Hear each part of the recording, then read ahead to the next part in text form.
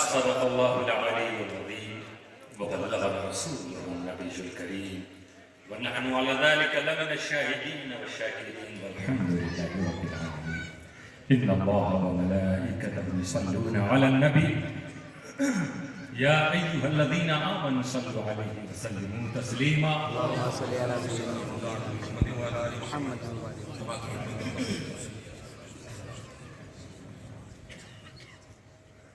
گلے میں بھی کچھ خراش محسوس ہو رہی ہے. صبح کل خانقاہ میں ختم بخاری کا پروگرام تھا.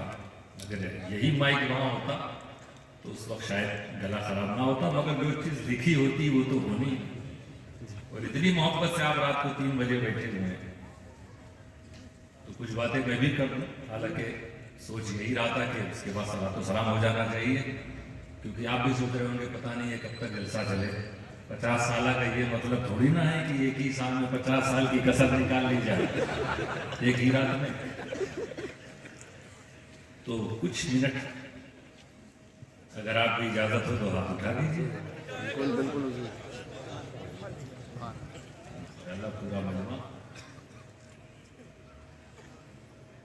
اچھے بیانات آپ نے سنے, خصوصاً حضرت مفتی نعیم صاحب نے جو علمی خطاب کیا اور جو نصیحتیں ہوئی, اور اس کے بعد حافظ مولانا پیر نواز صاحب کہہ رہے تھے کہ 2 بجے پہلی بار بول رہا ہوں تو میں بھی 3 بجے پہلی بار بول رہا ہوں.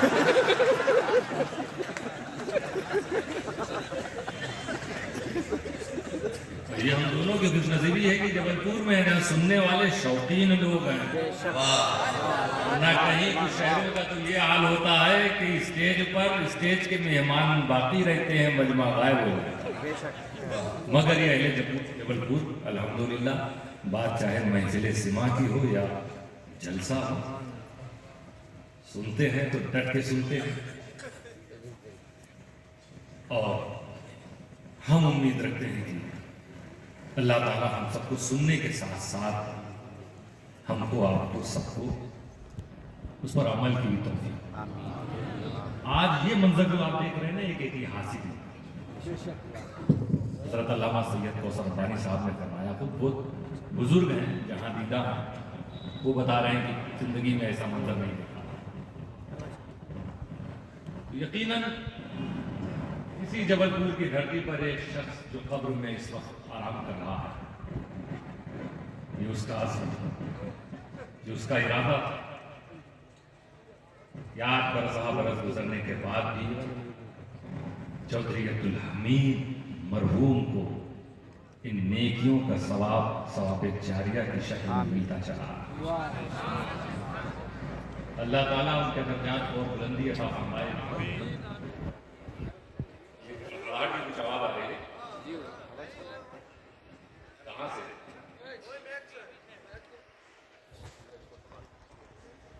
یہیں سے کوئی بات.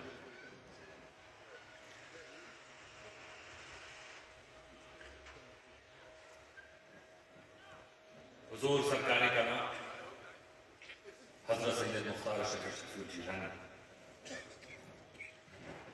آپ کے ہاتھوں سے سنتے ہیں.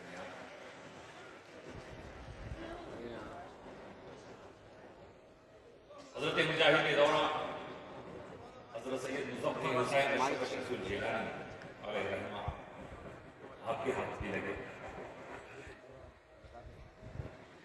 اور یہ تحریک جس نے پیدا کی, اس ہستی کا نام حضرت شیخ الاسلام. سبحان اللہ. جنہوں نے جب چودھری عبدالحمید نے یہ گزارش رکھی کہ حضرت ہم چاہتے ہیں, تو شیخ الاسلام نے کہا کہ ضرور یہ چیز پوری ہوگی. اس ستارے کو حضرت شیخ الاسلام کی دعاؤں نے سنوارا. اور پھر جس ذات کا انتخاب حضرت شیخ الاسلام نے کیا یہاں کے لیے, جبل پور کے لیے, وہ حضور بابا ملت حضرت سید ایک ایسی ہستی دوستوں کہ جبل پور جب آئے تھے, ان کے احسان کو اہل جبل پور کبھی بھول نہیں سکتے. جس رنگ و کیف میں وہ آئے تھے کہ چودھری صاحب کو بھی یہ کہنا پڑا, بانی دارالعلوم کو, کہ حضرت میں نے آپ سے مدرسہ چلانے کے لیے کسی کو بھیجا تھا, یہ تو جس رنگ و کیف میں رہتے ہیں لگتا انہیں اپنا ہی ہوش نہیں، مدرسہ کیسے چلائیں، یہ مدرسہ کیسے چلائیں؟ مگر تم لوگ گواہ ہو، تمہارے بزرگ گواہ ہیں۔ حضور بابا ملت کی کاوشیں، ان کی محنتیں، ان کا انداز، ان کا طور طریقہ تو تھا، اس نے دکھا دیا کہ مدھیہ پردیش میں اگر کوئی ادارہ ہے تو وہ یہی ایک ادارہ ہے جسے حضور بابا ملت نے سنبھالا، سبحان اللہ۔ اپنی پوری جوانی لگا دی، اپنا نہ پریوار بسایا، نہ شادی کیا، کچھ نہیں، جبل پور میں ایک عظیم قلعہ کو قائم کرنے کے لیے انہیں اپنے وطن کو بھی چھوڑا۔ اور جو انداز ان کا تھا نا میرے دوستو، حضور مفتی اعظم ہند کے ایک مرید کی زبانی میں نے سنا کہ جب پہلی بار حضور بابا ملت آئے تھے، آنے کے بعد وہ ان کا دیدار کرنے کے لیے آئے، کیونکہ امام اہل سنت، امام عشق و محبت اور حضور مفتی اعظم کی تعلیم رہی ہے کہ سیدوں سے محبت کرنا، سید کسی بستی میں آئے تو ملاقات کرنا، سیدوں کی خدمت کرنا، اسی جذبے کو لے کر حضور مفتی اعظم کے مرید بابا ملت کی بارگاہ میں آئے زیارت کے لیے، آ کے بیٹھے، وہ خود بتاتے ہیں میں بیٹھ گیا تو میں تھوڑی دیر بعد میں سنتا تھا کہ حضور بابا ملت فرما رہے ہیں وعلیکم السلام، وعلیکم السلام، پھر وعلیکم السلام، اور یہ کہتے تھے تو ایک خوشبو سی آتی تھی۔ کافی دیر کے بعد حضور بابا ملت نے توجہ فرمائی، آنکھ کھولی، اور آنکھ کھولتے ہی کہا کہ الحمدللہ آج کی رات ہی مجھے جبل پور کے تمام اولیاءوں کی زیارت کا شرف حاصل ہوا۔ کیا بات، سبحان اللہ۔ وہ ذات تھی انہوں نے تمہارے بیچ میں جبل پور میں رہ کر پورے مدھیہ پردیش کے طلباء یہاں پر آئے، جو خصوصاً بابا کی خدمت کا موقع جنہیں ملتا تھا نا وہ دیکھتے تھے حضور بابا ملت کیا۔ اور یہ خانوادے کی سوچا کی خصوصیت بھی الحمدللہ، یہاں کوئی کسی بھی کیف میں ہو، رنگ میں ہو، جذب میں ہو، لیکن ان ساری کیفیتوں میں جانے سے پہلے وہ مدرسے رسول میں ضرور جاتا ہے، وہ عالم و فاضل بن کر نکلتا، پھر مجاہدہ، ریاضت اور عشق الہی الگ الگ منزلوں تک اسے پہنچا۔ یہ عمارت کھڑی ہے آج الحمدللہ آپ کے سامنے، 100 سے زیادہ طلباء یہاں موجود ہیں، فارغین، اس میں فاضل بھی، قاری بھی، حافظ بھی، مبارکبادی ان کے والدین اور رشتہ داروں کو، اساتذہ کو، اراکین دارالعلوم اہل سنت کو، تمام معاونین کو، اہل جبل پور کو، کہ یہ آپ کا سپورٹ اور سہیوگ ایسا رہا کہ آج آپ ان دلہا لوگوں کو دیکھ رہے ہیں کہ جن کے سروں پر فضیلت کا تاج رکھا گیا، حفظ قرآن کا، قرأت قرآن کا تاج رکھا گیا۔ ہم آج اس موقع پر یہ بتائیں گے کہ کیونکہ اس جشن کی تیاری کووڈ-19 سے پہلے کی تھی، آپ کو یاد پوسٹر چل چکے تھے، فلیکس لگ چکے تھے، لیکن اچانک ہی اعلان ہو گیا، ایک دن کرفیو لگا دیا، اگلے ہی دن سے لاک ڈاؤن لگ گیا، تو کورونا سے چھٹی نہیں مل رہی، کہیں تھالی بجائی جا رہی، کہیں گھنٹی بجائی جا رہی، عجیب عجیب چیزوں میں لگا دیا تھا پبلک کو۔ ہمارے طلباء بھی کچھ یہاں رک گئے تھے، ایک مفتی صاحب سے کہہ رہے تھے کہ 2 دن بعد چلے جائیں، کچھ طلباء کو بھی روک لیا تھا، تو وہ 2 دن جو ہے 2 مہینہ بھی بن گیا۔ تیاری پہلے سے تھی کہ 50 سال آج جشن ہوگا، گولڈن جوبلی ہوگی، اس وقت بابا ملت کانفرنس کیا ہے، لیکن انشاءاللہ آئندہ چل کے ہم نے اس جشن کے ساتھ بابا ملت کانفرنس کو نہیں جوڑا، پہلے ہم کرنا چاہتے تھے 2 رات کا پروگرام، لیکن آگے کبھی موقع ملا کہ یہی جبل پور کے نواسی انشاءاللہ تعالی ایک شاندار بابا ملت کانفرنس کا انعقاد کریں گے۔ پھر لاک ڈاؤن لگا، 2 سال مدرسہ بند رہا، اس سال سے کھلا ہے، تو وہ پچھلے سال اور اس سال کے سارے طلباء ملا کر آپ کے سامنے موجود ہے۔ اس جشن میں ہماری کمیٹی، علماء اہل سنت کی انتظامیہ کمیٹی کے 2 بہت مخلص کرمٹ ممبر سدسیہ، اس میں سے ایک متولی صاحب چودھری عبدالوحید صاحب، ساری تیاری تو وہ کر کے گئے تھے، اور دوسرے سیکریٹری محسن خان صاحب بڑا شدت سے وہ بھی انتظار کر رہے تھے کہ جبل پور میں پورے بھارت سے لوگ آئیں گے، تیاریوں میں سب لگی ہوئی تھی پوری کمیٹی کے ساتھ. مطلب وہ غزل سجا کے یہ دونوں بزرگ چلے گئے. آج وہ اپنی اپنی قبروں میں آرام کر رہے ہیں. اللہ تعالیٰ ان دونوں کی بے حساب مغفرت فرمائے، ان کے درجات کو بلندی عطا فرمائے. اور اس 50 سالہ جشن کے موقع پر ہم تمام ممبران کو جو شروع سے لے کر پہلے سال سے لے کر اب تک دارالعلوم اہل سنت کی کمیٹی میں ممبر تھے، یا محبت کرنے والے تھے، یا تعاون کرنے والے تھے، جس طرح سے بھی انہوں نے خدمتیں انجام دی ہیں، اللہ تعالیٰ ان کی خدمات کو، تمام مرحومین ممبرز کی خدمات کو قبولیت کرے. اور اس جشن کو سجانے میں الحمدللہ ہمارے شہر کے رہنماؤں نے بھی، سماج سیویوں نے بھی، مختلف سماج کے سربراہوں نے بھی اپنی اپنی محبتیں پیش کی، اپنی خدمتیں پیش کی ہیں. ہم ان کے بے شکر گزار ہیں. اور دارالعلوم اہل سنت کی طرف سے، اساتذہ کی طرف سے، کمیٹی کی طرف سے ہم تمام کا شکریہ ادا کرتے ہیں. اللہ تعالیٰ آپ کی محبتوں کا صلہ آپ کو دنیا اور آخرت میں عطا فرمائے.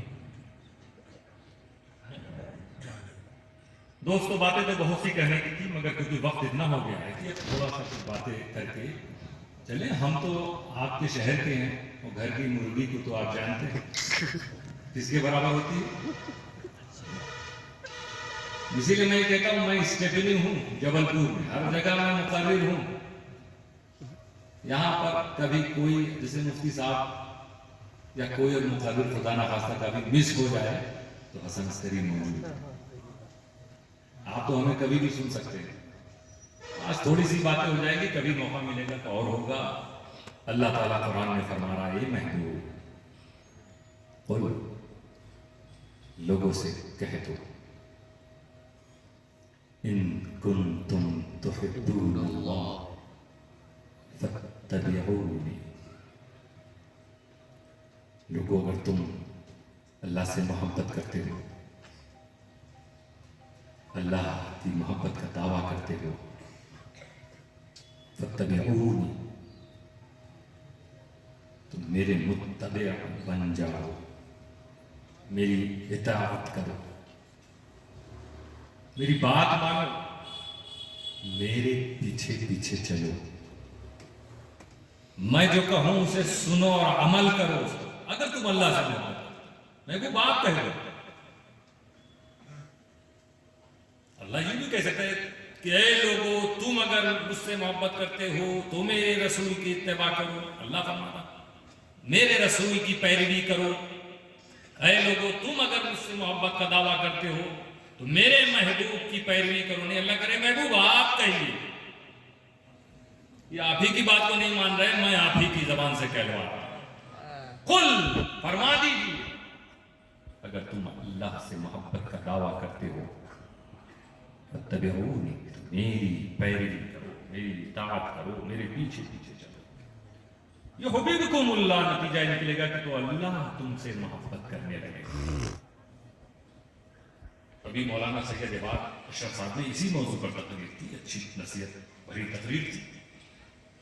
کچھ باتیں میں بھی اسی آپ کے سامنے پیش کرتا ہوں. قرآن کریم سمجھنے کے لیے، اس کی آیتوں کو سمجھنے کے لیے بیک گراؤنڈ کا بھی سمجھنا ضروری ہوتا ہے. اس کے اتہاس کو، پس منظر کو سمجھنا، کن پرستھتیوں میں وہ آیت نازل ہوئی، کن حالات میں اللہ نے وہ قرآن کا وہ حکم ان کنتم تحبون اللہ فاتبعونی کو نازل کیا. اسی طرح بقیہ آیات میں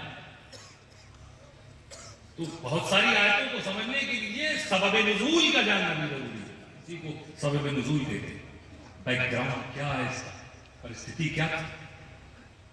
تو جب آپ اس آیت کریمہ جو نازل ہوئی کن حالات میں نازل ہوئی اس کی اسٹڈی کرو گے، جب آپ اس کا ادھین کرو گے، اس کو پڑھو گے، اس کی تفسیر میں جاؤ گے تو پتا چلے گا کہ اس وقت کے یہود و نصارہ رسول اکرم صلی اللہ تعالی علیہ وسلم کے جنم سے لے کر جوانی تک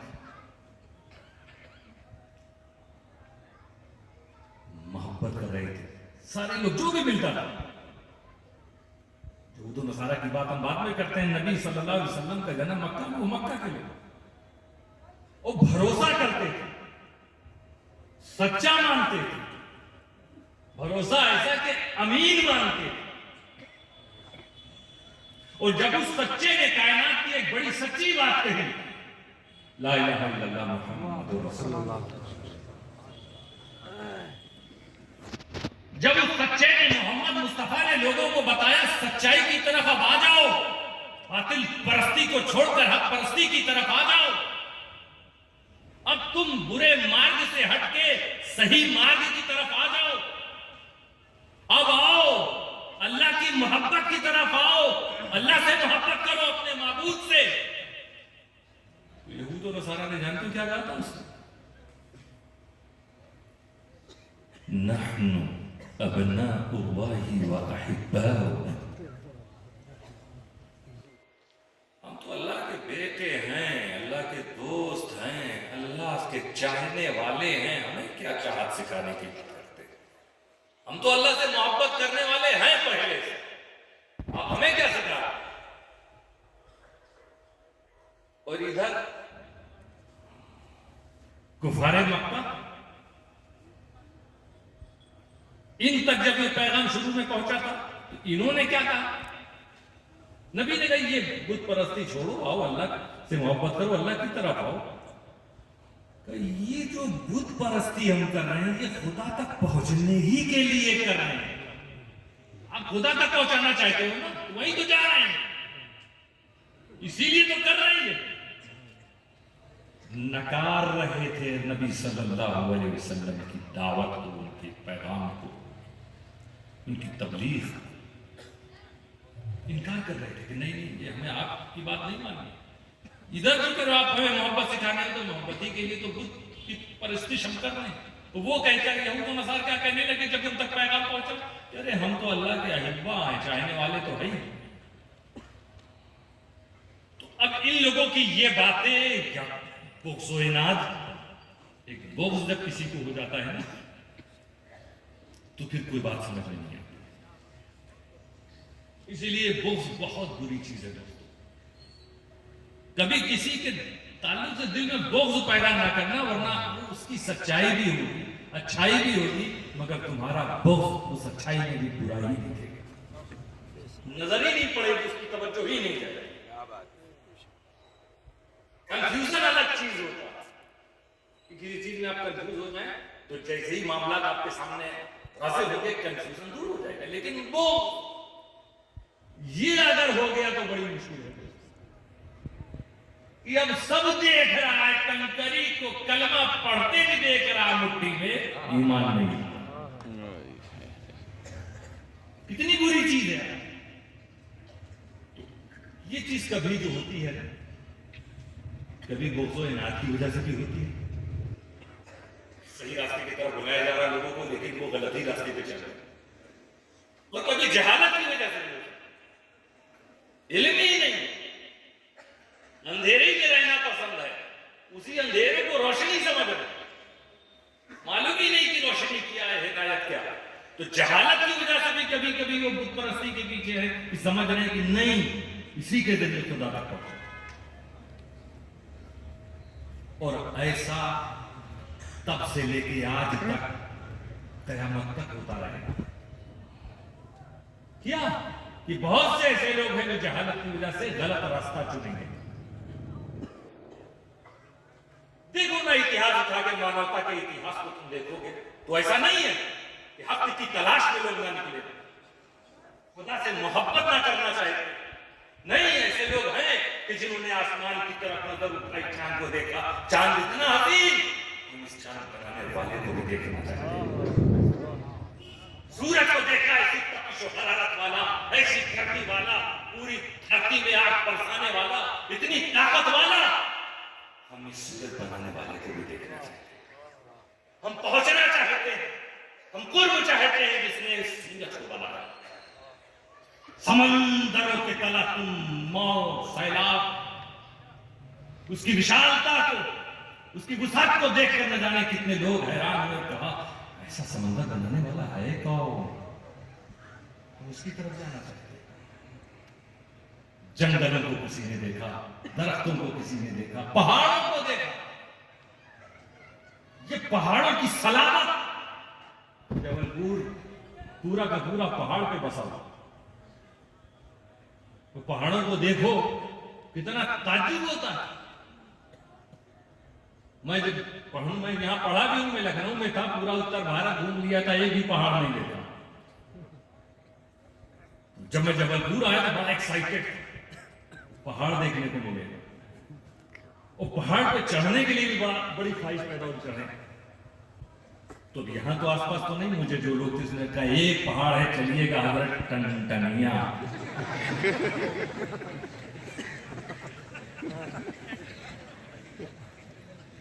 میں بتاؤں یہاں پہ اس وقت ایک یوپی کے تھے جو کھانا بناتے تھے، وہ مجھے لے کے گئے تھے، اور آدھے پہاڑ پہ گئے، میں نے کہا میرے بس کی بات نہیں، یا تو اس وقت جو بھی راستہ بنا اس وقت راستہ نہیں رہا ہوگا، یا مجھے جو لے گئے تھے انہیں راستہ معلوم نہیں رہا ہوگا۔ تو آدھے ہی سے مارے خوف کے میں واپس آ گیا کہ نہیں، پتہ نہیں ابھی یہیں تک ڈر لگ رہا ہے ٹپک نہ جائے، کہیں اوپر بڑھے۔ یہ پہاڑ دنیا تو کچھ نہیں ہے نا، سے بڑے بڑے ہمالیہ، وہ سنتری ہمارا وہ پاسبان، کون ہے اس پروت کو بنانے والا؟ تلاش کرنے والوں نے سوچا، خواہش پیدا کی، مشقت دیکھی، نکلے وہ جستجو میں، یہ سورج بنانے والے کے پاس جانا ہے، یہ چاند بنانے والے کے پاس جانا ہے، یہ پہاڑ بنانے والے کے پاس۔ طلب تھی ان کے اندر، تلاش تھی، اور اس تلاش میں وہ نکل پڑے جنگلوں کی طرف۔ کون ہے ان سب کو بنانے والا؟ نکل پڑے وہ سمندروں کی طرف، کون ہے اس کو بنانے والا؟ میرے دوستو، اب دیکھو جب تلاش ہو رہی ہے نا، اپنے من سے جا رہے ہیں، اپنی سوچ کے لحاظ سے جا رہے ہیں، تم دیکھو وہ کہ جنگلوں میں کہیں وہ کسی پیڑ کے پیچھے کھڑے ہوئے، کہیں تم دیکھو گے کہ پتھروں کے پیچھے کھڑے ہوئے، یہ پتھروں کے پیچھے چلے جا رہے ہیں، بتوں کے پیچھے چلے جا رہے ہیں، درختوں کے پیچھے چلے جا رہے ہیں، دریائے نیل کے پیچھے چلے جا رہے ہیں، گنگا اور نرمدا کے پیچھے چلے جا رہے ہیں، ان ندیوں کے پیچھے چلے جا رہے ہیں دوستو، یہ سورج اور چاند کے پیچھے چلے جا رہے ہیں، مگر منزل تک نہیں پہنچ رہے۔ جو منزل انہیں چاہیے تھی کہ معبود برحق تک پہنچے، وہاں نہیں پہنچ پا رہے۔ کیوں؟ کیونکہ معبود برحق نے خود ہی اعلان کر دیا ہے، فیصلہ سنا دیا ہے کہ مجھ تک میرا کوئی بھی بندہ اس وقت تک نہیں پہنچ سکتا جب تک وہ محمد عربی کے پیچھے بھی۔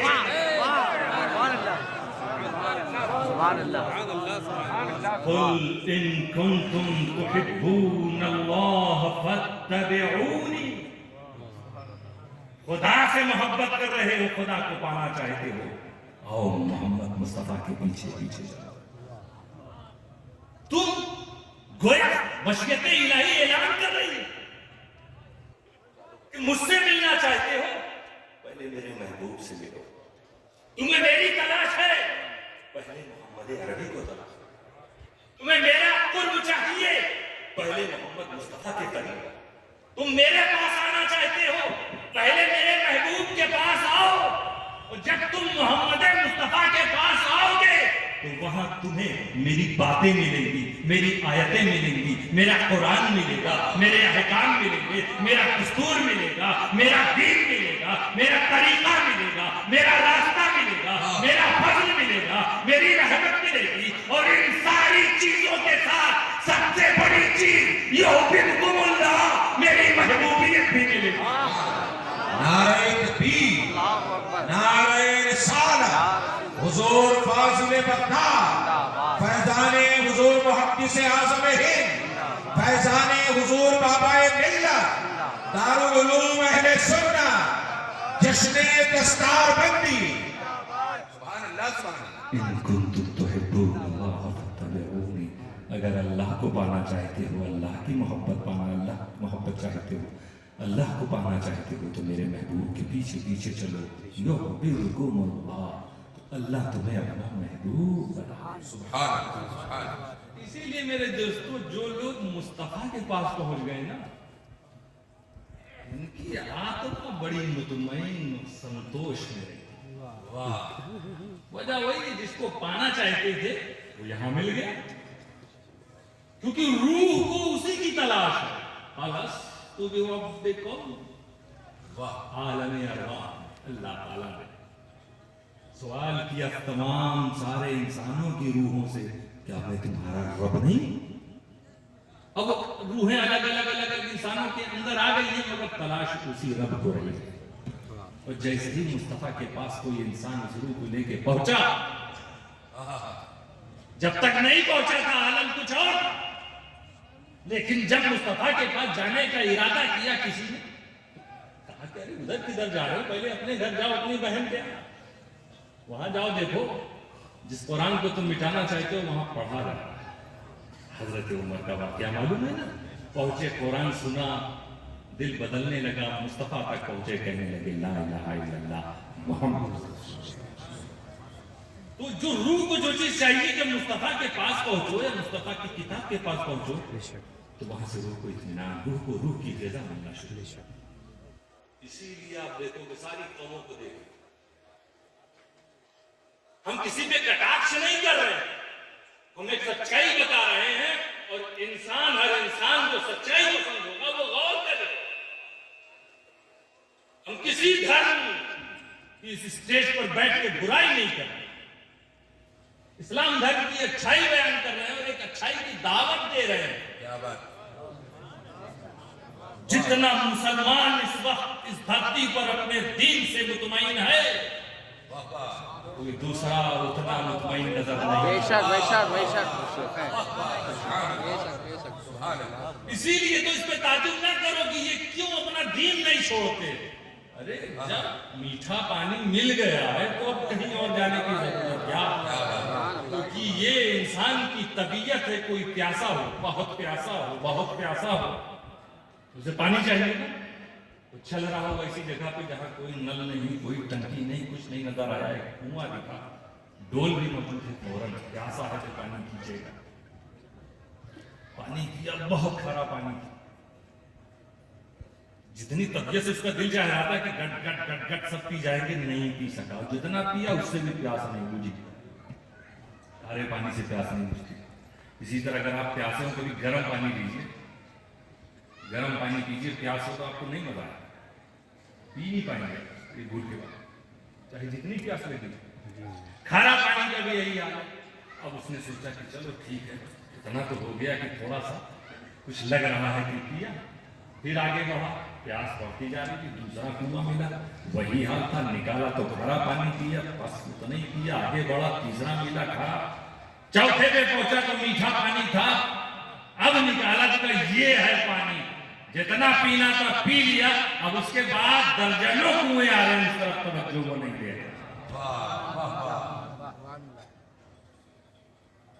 اگر یہی کنواں پہلی بار میں مل جاتا تو باقی جو 3-4 کنویں کی طرف گیا تھا وہ نہیں جاتا.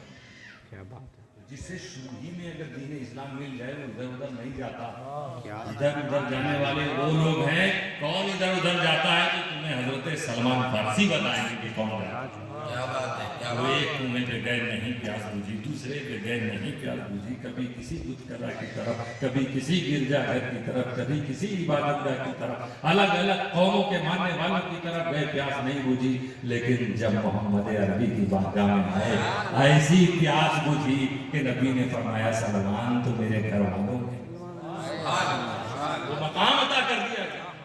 تو میرے دوستو, یہ جو لوگ کبھی کبھی سوچتے ہیں کہ مسلمان کیوں نہیں دوسروں کی بات کرتے, وجہ وہی ہے جس کی پیاس بجھی ہوئی ہو, کسی کنویں کی بات نہیں کرے گا. بات وہی لوگ کرتے ہیں جن کی پیاس نہ بجھی. کیا بات ہے, کیا بات ہے. خود اسٹڈی کرو, خود دیکھ لو آپ اچھی طرح سے کہ میرے دوستو یہ چیز ہمیشہ ہوتی کہ جب پیاس نہیں بجھے تو آدمی بھٹکتا رہتا, اور پیاس جب بجھ گئی تو مطمئن ہو گیا. تو عالم اسلام میں کہیں بھی دیکھو, وہ اکثریت میں ہو یا اقلیت میں ہو, وہ میجورٹی میں ہو یا مائنورٹی میں ہو, مطمئن ضرور نظر آئے. کسی چیز کا انہیں خوف نہیں رہتا, بس ہر وقت اپنے دین کو بچانے کی فکر میں وہ لگے رہتے ہیں، اطمینان اپنے دین کے تعلق سے اپنے مذہب کے تعلق سے۔ یہ ایسا دین ہی ایسا پیارا دین ہے جو مصطفیٰ کے وسیلے سے ملا، مصطفیٰ کے پیچھے آنے سے ملا۔ ساری قومیں اسی بات کو، اتہاس کو پڑھ کے حیران ہیں، اور انہیں وہ چیز نظر بھی آتی ہے کہ یہ اگر میجورٹی میں ہو، اگر یہ اکثریت میں ہو، اگر یہ بہت سنکھیا میں ہوتے ہیں، جہاں کل کی کل ان کی تعداد ہوتی ہے، تو یہ اتنا مطمئن نظر آتے ہیں کہ دوسری جگہ ظلم کو مٹانے کے لیے آگے بڑھتے ہیں اور یہ کہتے ہیں کہ دشت تو دشت ہے، دریا بھی چھوڑے، بڑے ظلمات میں دوڑا دیے گھوڑے ہم نے، اور اگر کہیں ان کی سنکھیا کم ہو، تعداد کم ہو، تو بھی یہ گھبراتے نہیں ہیں، ڈرتے نہیں ہیں، بلکہ یہ کہتے ہیں جب سنکھیا میں کم ہو تو کم سنکھیا والوں کو یاد کر کے یہ کہتے ہیں تجھ سے ڈرتے نہیں، اے قوت و لشکر والے، ہم غلامان محمد ہیں بہتر۔ نعرہ تکبیر، نعرہ رسالت، حضور فاضل مکہ، فاضل علوم اسلامیہ، سبحان اللہ۔ ہم غلامان محمد ہیں، محمد کے پیچھے پیچھے چلنے والے، جو ان کے پیچھے چلنے والا ہوگا دوستو، اس کی روح مطمئن رہے، وہ کسی سے نہیں ڈرے گا، اس کے قدم نہیں ڈگمگائیں گے۔ لیکن اے مسلمانوں، پکی طریقے سے پیچھے پیچھے چل کے تو دیکھو، قاعدے سے چل کے، صرف کلمہ پڑھ کے نہیں، صرف صلاۃ و سلام پڑھ کر نہیں، صرف جلوس محمدی میں شامل ہو کر نہیں، صرف مجلسیں سجا کر نہیں، فاتحہ اور نیاز کے ذریعے نہیں، نبی کے ایک ایک حکم پر عمل کر کے تو دیکھو، بھارت میں ایک نہ ایک دن آئے گا کہ حق پرستی کا پرچم بلند ہوتا نظر آئے گا۔ تم ذرا تیار ہونا، تب دوسری قومیں دیکھیں گی کہ اسلام کیا چیز ہے، کتنا پیارا دین ہے، کتنا اچھا دین ہے، کتنا انصاف والا دین ہے، اس کا پیغام کتنا اچھا ہے۔ پہلے تم اس پیغام پر عمل کرو گے تبھی تو دوسروں کو سننے کو اور دیکھنے کا موقع ملے گا۔ اس سے مطمئن رہو، بس اللہ جسے توفیق عطا فرما دیتا ہے دوستو، وہ دولت اسلام سے مالا مال ہو جاتا ہے۔ ہیلیرین ہیگی، ابھی چند دن پہلے کی بات ہے، یہ پادری امریکہ کے بہت بڑے چرچ کے، میں زیادہ تو نہیں ٹائم لے رہا ہوں آپ لوگ کا، اچھا ہاتھ اٹھائیے جو لوگ سو رہے ہیں۔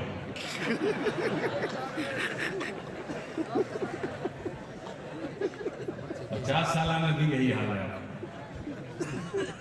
ہیلیرین ہے کہ ابھی جلدی بات پورا سوشل میڈیا میں، پرنٹ میڈیا میں ہر جگہ چھایا ہوا تھا چرچا۔ یہ ہفتہ بھر پہلے کی بات ہے، ایک بہت بڑے پڑھے لکھے پادری، اور اسلام دشمنی ایسی تھی کہ جہاں اسلام کے خلاف کوئی سیمینار ہو، کوئی کانفرنس ہو، تو جا کے اپنے وچاروں کو رکھو۔ نفرت تھی اسلام سے، اسلام کے پیغام سے، پسند نہیں کرتے تھے نبی اکرم صلی اللہ علیہ وسلم کا تذکرہ۔ قرآن انہوں نے پڑھنا شروع کیا، اور اس لیے پڑھا کہ ہم کمی نکال کے دکھائیں۔ کئی کتابیں انہوں نے لکھی ہیں عیسائیت پر، اور وہ کتابیں مختلف ملکوں میں چرچ میں پڑھائی جاتی ہے۔ ایسا آدمی جنہوں نے ابھی کچھ عرصہ پہلے اعلان کیا تھا کہ میں بہت بڑا، کیلیفورنیا میں بہت بڑا چرچ، ایک عیسائی مٹھ بنانے والا،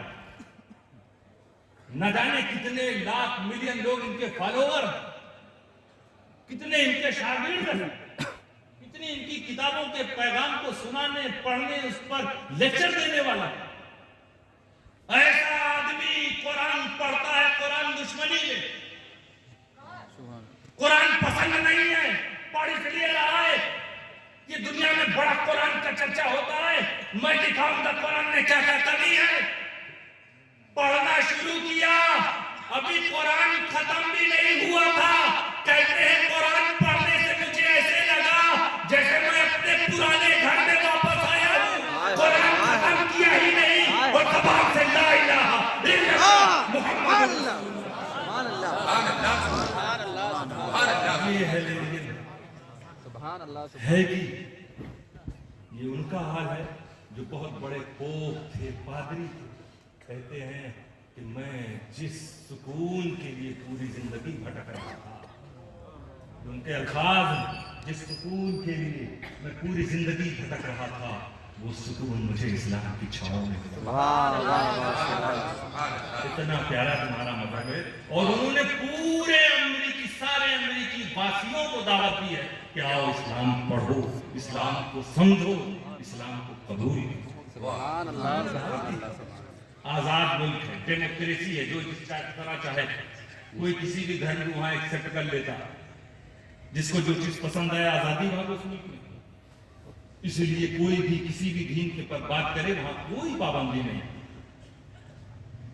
بہت سی باتوں میں ہمارے بھارت میں بھی آزادی ہے، مگر کبھی کبھی آزادی کا غلط استعمال ہوتا ہے۔ اتنا غلط استعمال نہ ہو جاوے کہ اس دھرتی پر جنم لینے والی تمام ہستیوں میں جو سب سے بڑی، سب سے مرتبے والی ہستی محمد مصطفیٰ کی، اس کی شان میں گستاخیاں، اسے برداشت نہیں کیا جاتا۔ کسی بھی ملک کا رہنے والا ہو، اگر محمد مصطفیٰ کے تعلق سے تمہیں ذرا بھی شک ہے تو صرف ان کے اتہاس کو پڑھ لینا۔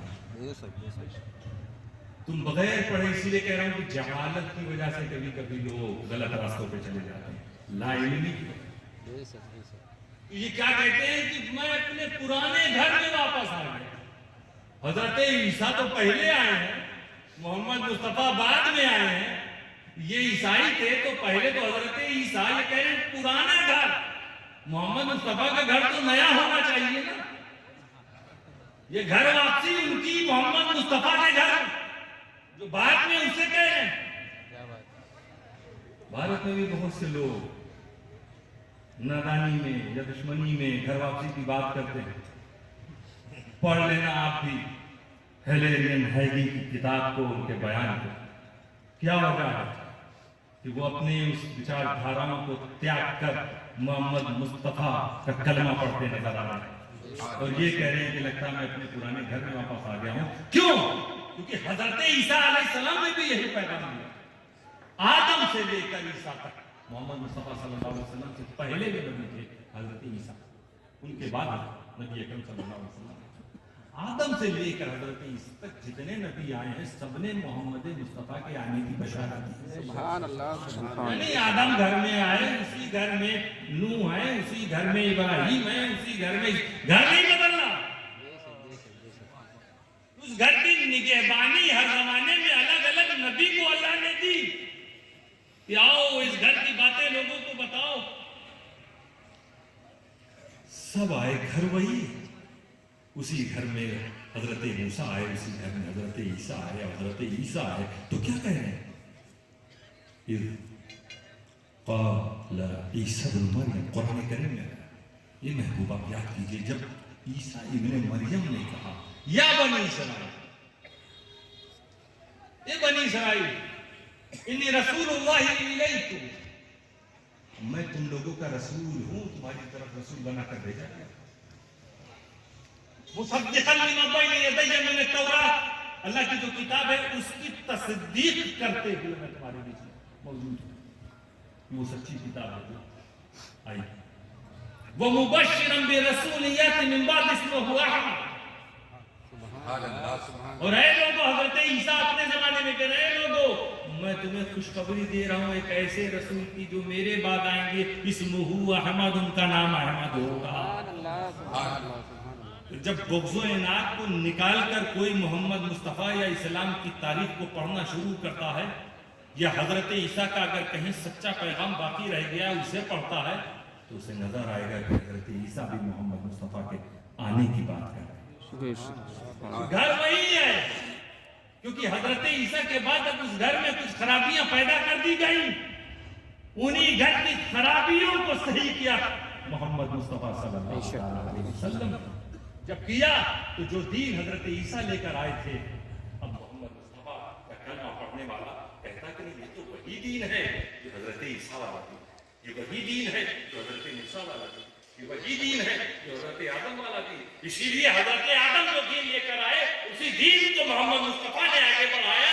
اب جن لوگوں نے آدم کے دین کو چھوڑا ہے وہ گھر واپسی کریں گے محمد مصطفیٰ کے تابعدار، ان کے متبعین، ان کی اطاعت کرنے والے، ان کے پیچھے چلنے والوں کو گھر واپسی کی ضرورت نہیں ہے۔ ان کنتم تحبون اللہ فاتبعونی، اے لوگو اگر تم اللہ سے محبت کا دعویٰ کرتے ہو تو رسول کی پیروی کرو۔ میں مسلمانوں تم سے پھر اپیل کروں گا، شب برات آ رہی ہے، یہ رات ہے اپنے گناہوں سے توبہ کرنے کی۔ آؤ عزم کر لینا کہ اس رات کے بعد اللہ مجھے سچا مصطفیٰ کا غلام بنا، ہمیں گمراہیوں سے یہ گناہوں سے باہر نکالا۔ ایک نہ ایک دن ہمیں اس دنیا سے چلا جانا، مولا اس جانے سے پہلے پہلے آج ہی ہمیں توفیق عطا فرما، کیونکہ سال بھر تم معافی مانگتے ہو، ایک رات تو وہ ہے جب رب فرماتا ہے کہ ہے کوئی معافی مانگنے والا، ہے کوئی گناہوں سے بخشش چاہنے والا، ہے کوئی مغفرت چاہنے والا۔ تو اس دن کی رات میں دوستو عبادت کر کے صرف گھومنے پھرنے میں نہ گزار دینا، بیٹھ کر دعا کر کے، ذکر کر کے، عبادت کر کے، توبہ کر کے آگے کی زندگی کو اس عزم کے ساتھ کہ آنے والی صبح سے ہماری کوئی نماز قضا نہیں ہونی چاہیے۔